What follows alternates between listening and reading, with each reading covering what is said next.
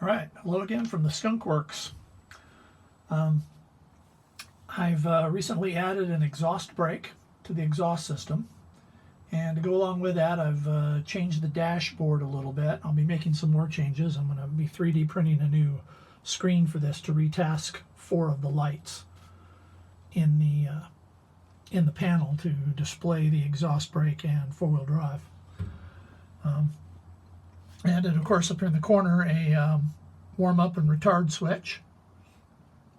And then I added a dedicated four-wheel drive switch. So when you flip the switch, that will lock up just the center differential. And I'm going to retask the fan switch, or the fan light, with a new screen and make that my my 4x4 light, telling me when I'm in four-wheel drive.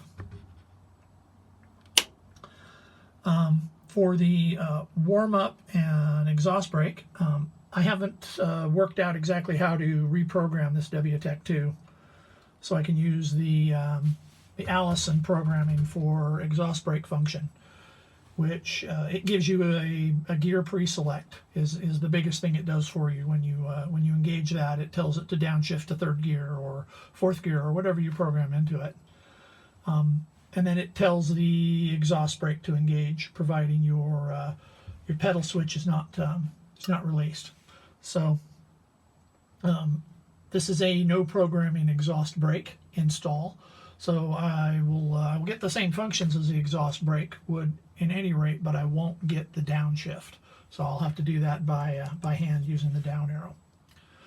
So when it's in warm-up mode, I'm going to retask the CTIS overspeed. I went to a manual CTIS a long time ago.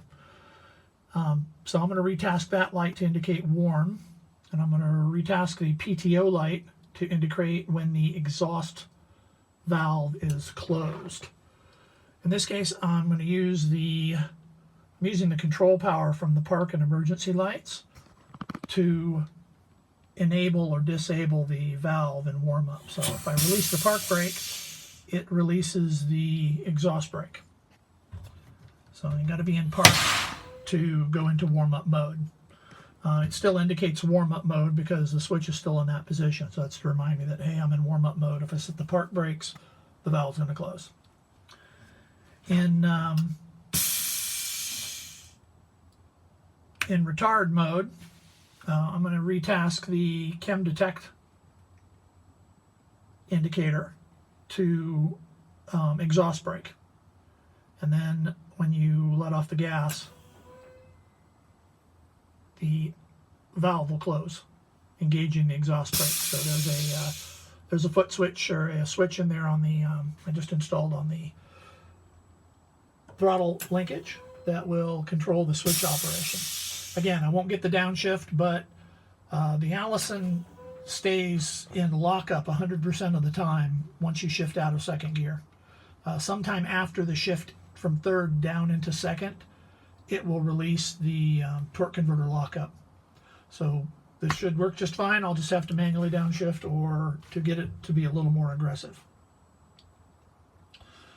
But that's about it until I can get some reprogramming done. I'm working on a 3D print to retask this. I think maybe the only other thing I will do is I will add a low oil level indication. The panel is actually already wired for it. There is a wire down to a plug on the left side of the engine on the A0, and the indicator underneath the oil can is a low oil level.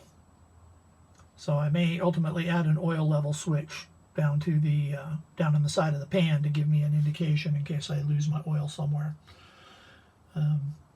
Help to prevent the oil line of death if that should ever occur, or any other oil system issue that would pump all the oil out. Just keep from damaging the engine and give me a little bit of head start on getting it shut down and off the side of the road. But anyway, that's it for this video.